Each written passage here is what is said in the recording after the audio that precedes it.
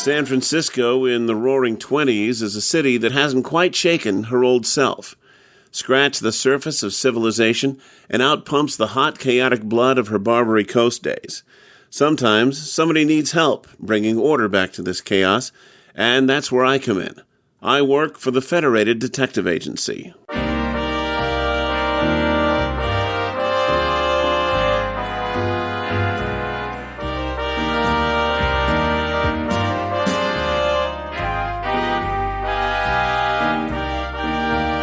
'63 Audio and Rocket 88 Productions present Adventures of the Federated Tec, created by Pete Lutz and Mark SLADE, and adapted from stories by Dashiell Hammett. Tonight's story, Slippery Fingers, dramatized by Pete Lutz.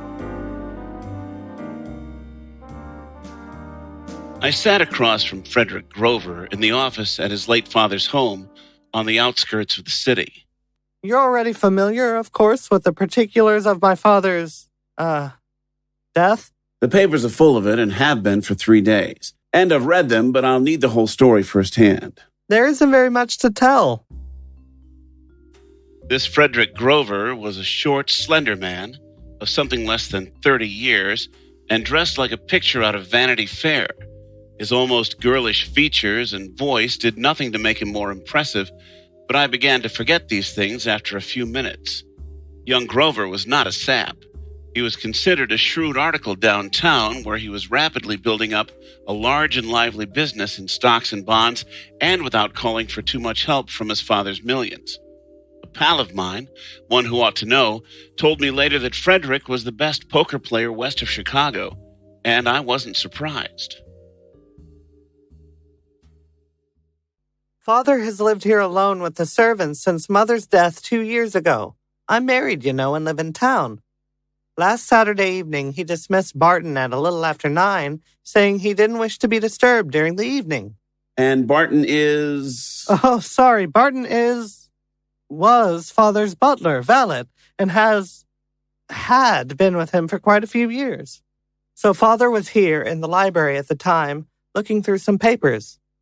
The servants' rooms are in the rear, and none of the servants seem to have heard anything during the night. At 7:30 the following morning, Sunday, Barton found Father lying on the floor just to the right of where you're sitting, dead, stabbed in the throat with a brass paper knife. Was this paper knife your father's? Yes, it was always on the table here. Also, the front door was ajar. Yes, go on. The police found bloody fingerprints on the knife, the table, and the front door, but so far they haven't found the man who left the prints, which is why I'm employing your agency. The physician who came with the police placed the time of Father's death at between 11 o'clock and midnight.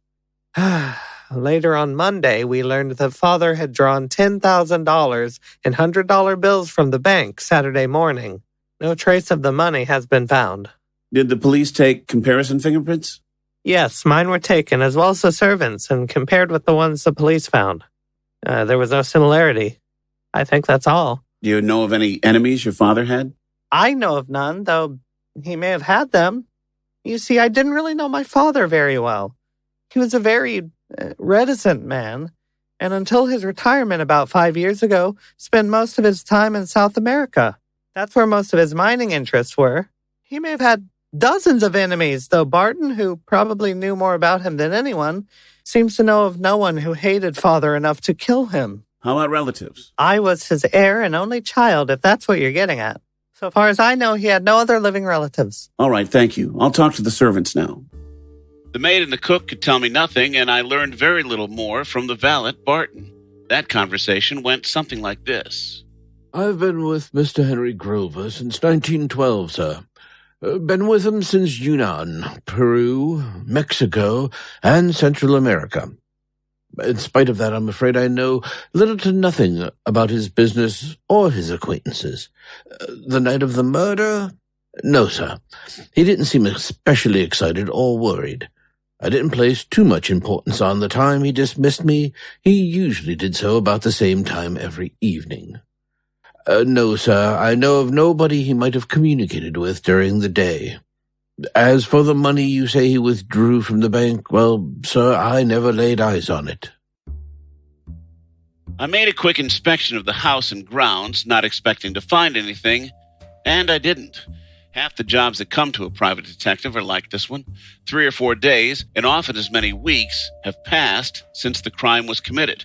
The police work on the job until they're stumped.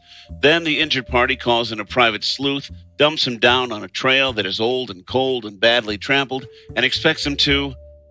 Oh well, I chose this way of making a living, so... After looking through the elder Grover's papers and not finding anything to get excited about, I went back to the younger Grover. I'm going to send an accountant out here to go over your father's books. Give him everything he asks for and fix it up with the bank so they'll help him.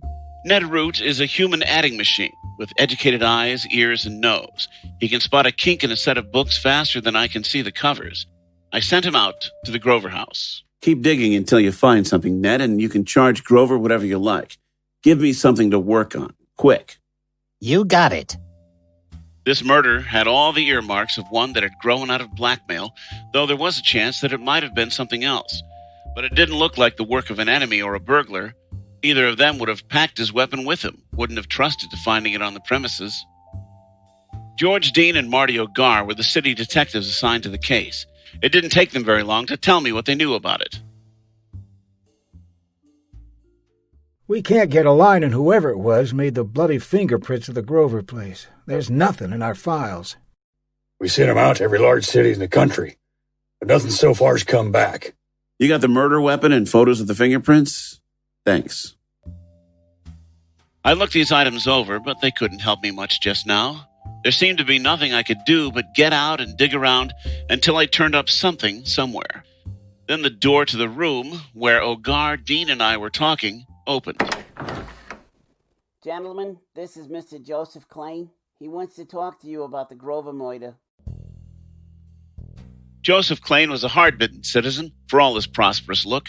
50 or 55, I'd say, with eyes, mouth, and jaw that held plenty of humor, but none of what is sometimes called the milk of human kindness. He came right to the point. He had been a friend of the murdered man's and thought that perhaps what he could tell us would be of value. I met Henry Grover. Henny? Who's that? All right, Henry. But Henny's what I called him, see? Anyways, I met him in Ontario in 1894. Henny was working on a claim. In fact, it was the very gold mine that started him on the road to wealth.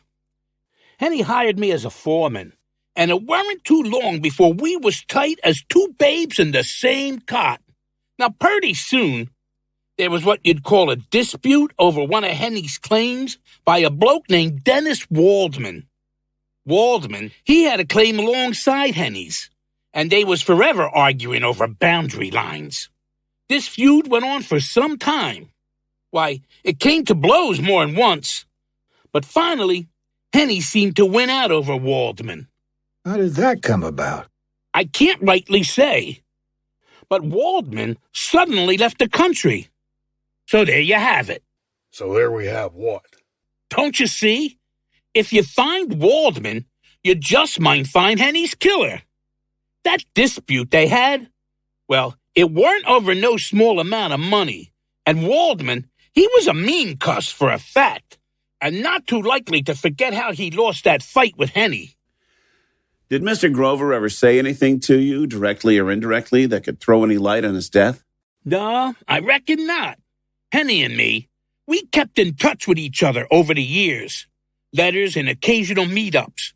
But he never gave me no hint that his life was in danger. Are you still in the mining business, Mr. Klein? No, sir. I gave that up a while back. Nowadays, I occupy my time with a small string of racehorses. In fact, I'm between racing meets. Come into the city for a rest 2 days before Henny'd been killed. But things have been busy, and I never got a chance to visit with Henny this go-round. My trainer turned out to be none too honest, see? So I fired him and was looking for a new one. Where are you staying, Mr. Klein? The Marquis. I'll be in the city another week or 10 days. How come you've waited 3 days before coming in to tell us all this? Well, I wasn't no way sure I'd ought to do it. I wasn't never sure in my mind. But what Henny done for that feller Waldman, he disappeared sudden like, see? and I didn't want to do nothing to dirty Henny's name. But finally, I decided to do the right thing. And then there's another thing. You found some fingerprints in Henny's house, didn't you? The newspapers said so. We did. I want you to take mine and match them up. I was out with a girl the night of the murder. All night. And she's a good girl. Got a husband and a lot of folks. So it wouldn't be right to drag her into this and make her my alibi, in case you'd maybe think I killed him. So I thought I'd better come down here and tell you all about it. Get you to take my fingerprints and have it all over with. We had Klane's fingerprints taken, and they were not at all like the murderer's. After we pumped Klane dry, I went out and sent a telegram to our Toronto office asking them to get a line on the Waldman angle. Then I hunted up a couple of boys who eat, sleep, and breathe horse racing.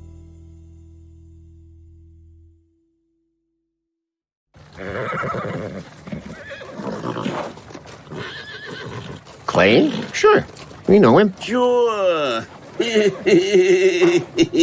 Klane's famous, isn't he? Yeah, famous. Klane's well known, you might say, for owning a string of near horses. More like plow horses. Yeah, these nags of Klane's, they don't get much action. But he keeps trying, don't he? Yep, he's persistent. I'll give him that.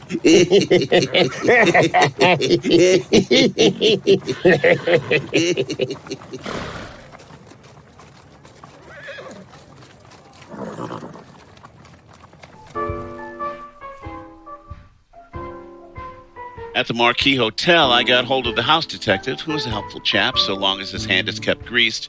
He verified my information about Klane's status in the sporting world and told me, He stayed here for several days at a time, on and off, over the past couple of years. No, we ain't got a way to trace his calls, but we can have the switchboard gals listen in on any talking he might do in the next few days. Ned Root was waiting for me next morning when I got down to the office. I worked on Grover's accounts all night, and I think I found enough to give you a start. That's good, Ned. Tell me about it. Within the past year, that's as far back as I've gone so far, Henry Grover drew out of his bank accounts nearly $50,000 that can't be accounted for. That's $50,000 above and beyond the $10,000 he drew out the day of his murder. Here are the accounts and the dates drawn. Okay. Looks like on May 6th of last year, $15,000. June 10th, $5,000. August 1st, another $5,000. 10th of October, $10,000. Yes. And look at this last one. January 3rd of this year. $12,500. $47,500. Yep. Somebody was sure getting fat off our victim.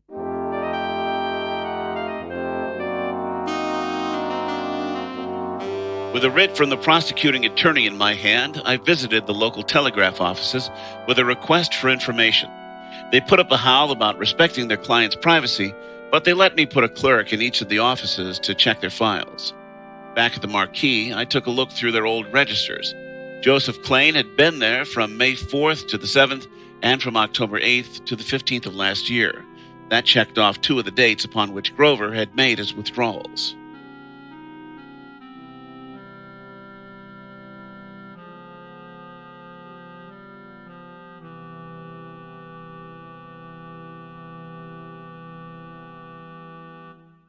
I had to wait until nearly 6 o'clock for my information from the telegraph companies, but it was worth waiting for.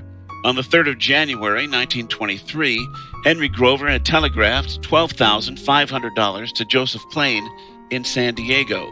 The clerks didn't find anything on the other dates I'd given them, but I wasn't at all dissatisfied. I had Klane fixed as the man who'd been getting fat off Grover. I sent Dick Foley and Bob Teal over to Klane's hotel.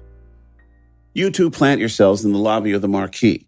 I'll follow along a few minutes later to talk to Klane, and I'll try to bring him down to the lobby where you can get a good look at him. Then I want him shadowed until he shows up at police headquarters tomorrow. I want to know where he goes and who he talks to. If he spends much time talking to any one person, or if their conversation seems very important, split up. One of you boys trail the other man to see who he is and what he does. If Klain tries to blow town, grab him and have him thrown in the can, but I don't think he will. Righto. Dick Foley is the agency's shadow ace, and Bob Teal is a sharp youngster who'll be a world beater someday. I gave them time to get themselves placed, then went to the hotel myself. Klain was out, so I waited. He came in a little after 11, and I went up to his room with him. All the signs point to Grover's having been blackmailed. Do you know anything about it? No. Grover drew out a lot of money from his banks at different times. You got some of it, I know, and I suppose you got most of it. What about it? I told you that me and Henny was pretty chummy, didn't I?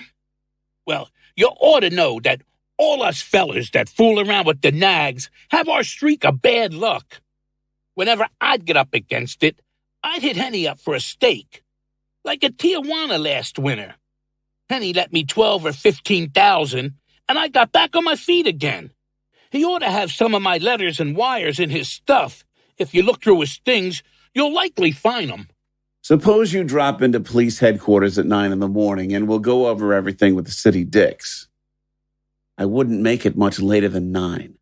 They might be out looking for you. I'd said that last bit to make my play stronger, but all he gave me in response was, Uh-huh.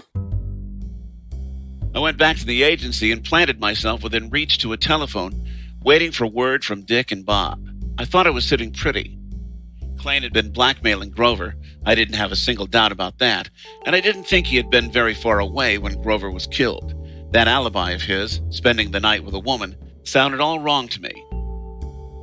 But the bloody fingerprints were not Klain's, unless the Identification Bureau had made a grievous error, and the man who'd left the prints was the bird I was setting my cap for. Klain had let 3 days pass between the murder and his appearance at headquarters. The natural explanation for that would be that his partner, the actual murderer, had needed nearly that much time to put himself in the clear. He'd taken 3 days then. I was giving him about 9 hours now. Time enough to do something, but not too much time, hoping that in his haste he'd tip off Dick and Bob to his partner, the owner of the fingers that had smeared blood on the knife, the table, and the door.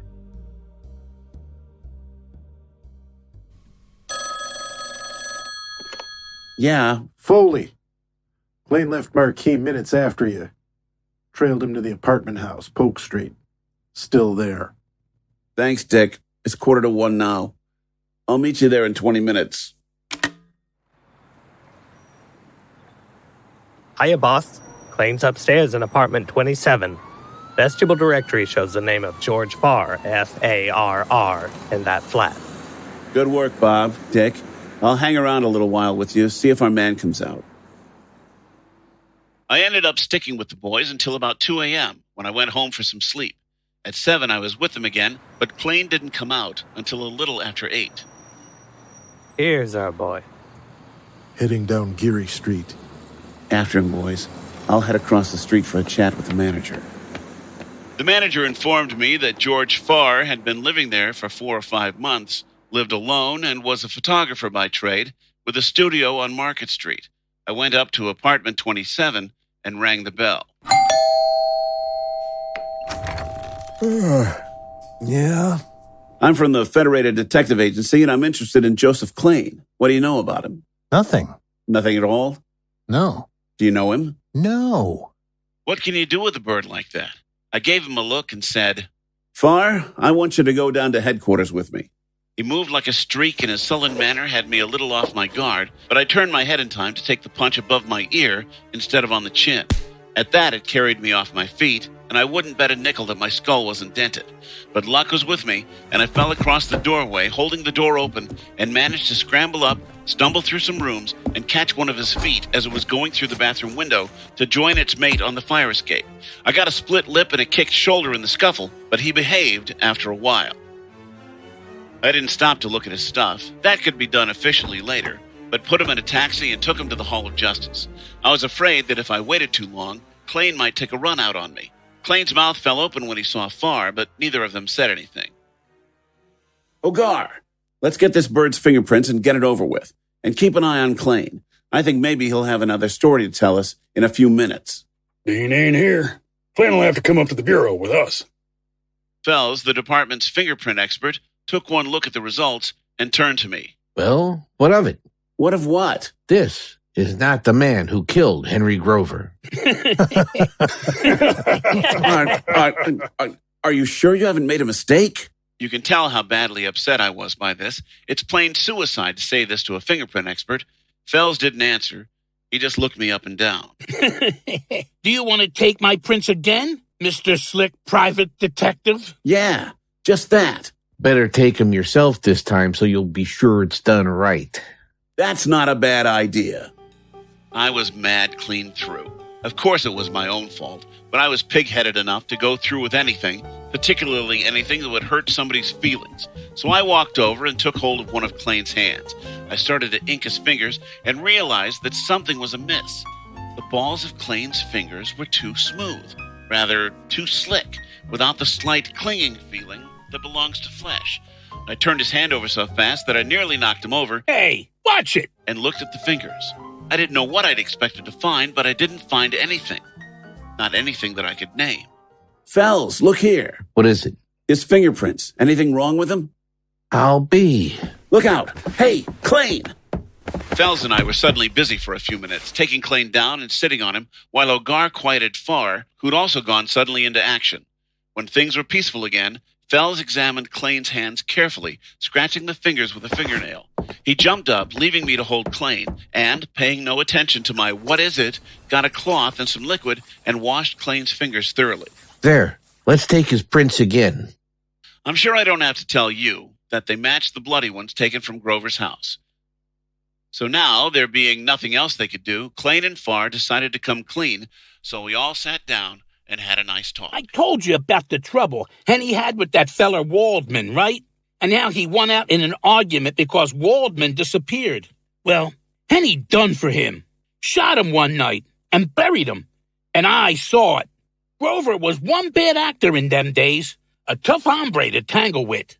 So I didn't try to make nothing out of what I knew. But after he got older and richer, he got soft. A lot of men go like that, see? And he must have been worrying over it. Because when I ran into him in New York accidentally about 4 years ago, it didn't take me long to learn that he was pretty well tamed. And he told me that he hadn't been able to forget the look on Waldman's face when he drilled him. Klane said he took a chance at that meeting and braced Grover for a few $1,000s, which Grover handed over easily. After that, whenever he found himself flat, Klane would either visit or send word to Grover, and the money would always follow. But I was always careful not to crowd him too far. I knew what a terror he was in the old days, and I didn't want to push him into busting loose again. But that's what I ended up doing in the end. I phoned him Friday that I needed dough, and he said I should come around to the house around 9:30 the next night. He was waiting for me on the porch when I got there, and took me upstairs to give me $10,000. Naturally, I wanted to get away as soon as I had the dough, but he must have felt talkative for a change. Of course, he kept me there for a half hour or so, gassing about men we used to know up in the province. After a while, though, I began to get nervous. He was getting a look in his eyes like he used to have when he was young. And all of a sudden, he flared up and tied into me. He had me by the throat and was bending me back across the table when my hand touched a brass paper knife. It was either me or him, see? So I let him have it where it would do the most good.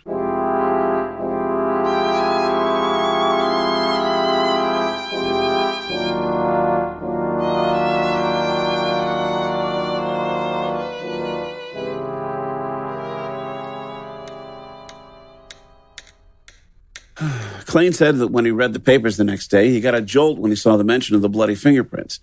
He didn't know anything about fingerprints, he said, and here he'd gone and left them all over the dump. Indeed. Klane realized that Grover probably had his name written down in his papers, or at the very least had kept letters and wires, and that the police would be led to him, and there he'd be with fingers that fit the bloody prints and no alibi. So that's when Klane says he remembered Farr, who had been a fingerprint sharp in the East, so he looked him up, told Farr the whole story, and between them they figured out what to do. Yes, please, continue. Well, Farr agreed to dope Klane's fingers, and then Klane would go to the police and tell them the story they'd fixed up, and he figured that he'd be safe no matter what came out later about him and Henry Grover. And that's what he did, and we were pretty stumped for a while. So it seems. Yes, sir, but I threw a wrench in his works because I suspected that Klain was blackmailing Grover, and even if he hadn't committed the murder, he might know who did. I went to his place and hinted strongly that the cops were very interested in him, and if he knew what was good for him, he'd submit to questioning the next morning. That forced Klain into action. He went to Farr's place, but I already had Dick Foley and Bob Teal staked out to shadow him. Farr doped his fingers again this morning before he headed out to the Hall of Justice to meet O'Gar and me. The rest you know. Yes. Did you find any papers with Mr. Klain's name on them? Letters, telegrams, or otherwise? That's the funny thing. There wasn't anything. Grover must have destroyed them long ago. So we never would have tied Klain to the crime that way. So it seems. Was there anything else? No, those are all the pertinent facts. But I get the feeling you haven't told me everything. Sir? What you've just reported to me is everything that can safely be entered in your written report. Yes, sir. But there's something else that occurred that your personal sense of discretion prevents you from putting into writing? Well, yes, sir. You may speak freely. It's got no bearing on the case, you understand. Grover's son doesn't need to know about it. I understand. Well, these scientific birds are funny. There's Fells, the department's fingerprint expert, right? And there's Farr, the fellow who fixed Klain's fingerprints and thereby is looking at a nice long stretch at San Quentin for accessory after the fact. So Fells turns to Farr and with a note of admiration in his voice says, I've seen fake prints before, but never any this good. How'd you do it? It's simple. I got hold of a man whose prints I knew weren't in any police gallery and took his prints and put them on a copper plate, using the ordinary photo engraving process, but etching it pretty deep. Then I coated Klain's fingers with gelatin, just enough to cover all his markings, and pressed them against the plates. That way, I got everything, even to the pores. And when I left the bureau 10 minutes later, Farr and Fells were still sitting knee to knee, jabbering away at each other as only a couple of birds who are cuckoo on the same subject can.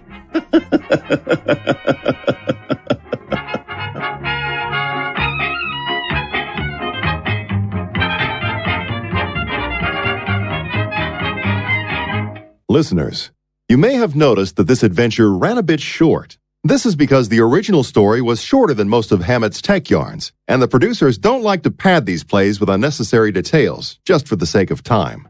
I believe Mr. Lutz would go red in the face and start making noise about gilding the lily, and we don't want that. Oh no, we certainly don't. However, it has come to our attention that Mr. Hammett himself wrote a letter to Black Mask magazine, the publication that first produced his stories, and the subject of that letter, similar to the main plot point of tonight's adventure, was fingerprints. So we will utilize our remaining time by presenting it here. What follows is the exact transcript of that letter. Ladies and gentlemen, the next voice you hear will be that of our story's author, Mr. Dashiell Hammett. Since writing Slippery Fingers, I have read an article in the San Francisco Chronicle wherein August Vollmer, Chief of Police of Berkeley, California, and President of the International Association of Chiefs of Police, is quoted as saying, although it is possible successfully to transfer actual fingerprints from one place to another, it is not possible to forge them. Quote, close inspection of any forged fingerprint will soon cause detection. Unquote. It may be that what Farr does in my story would be considered by Mr. Vollmer a transference rather than a forgery. But whichever it is, I think there is no longer reasonable room for doubt that fingerprints can be successfully forged. I have seen prints that to me seemed perfect. But not being even an amateur in that line, my opinion isn't worth much. I think, however, that quite a number of those qualified to speak on the subject will agree with me that it can be, and has been done. In the second Arbuckle trial, if my memory is correct, the defense introduced an expert from Los Angeles who testified that he had deceived an assembly of his colleagues with forged prints. The method used in my story was not selected because it was the best, but because it was the simplest with which I was acquainted, and the most easily described. Successful experiments were made with it by the experts at the Leavenworth Federal Prison. Sincerely, S.D. Hammett. October 15th, 1923.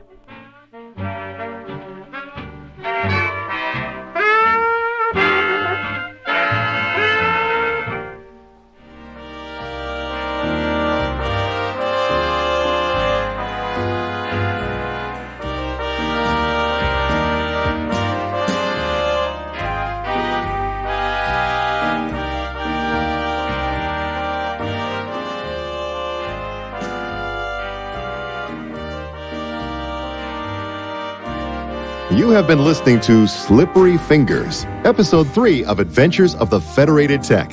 Our cast consisted of the following players: Pete Lutz as the Tec and Horsey Boy 2, Jordan Brewster as Frederick Grover and Bob Teal, Paul Arbisi as Barton, Detective Fells and the voice of Hammett, Jeff Moon as Ned Root and George Farr, John Bell as Horsey Boy 1, Detective Dean and the Marquis Hotel Detective, Jason D. Johnson as Sergeant O'Gar, Frank Guglielmelli as Joseph Klain, Mark Kalita as Dick Foley, and Joe Stothko as the Old Man. Music was by Dr. Ross Bernhardt. Slippery Fingers was written by Dashiell Hammett and appeared in the October 15, 1923 issue of Black Mask magazine under the pseudonym Peter Collinson. Mixing and mastering were performed by Daniel French of Fishbonius Productions. This program was produced under the supervision of Pete Lutz. This is Darren Rockhold speaking. Join us again soon for Episode 4, The Black Hat That Wasn't There.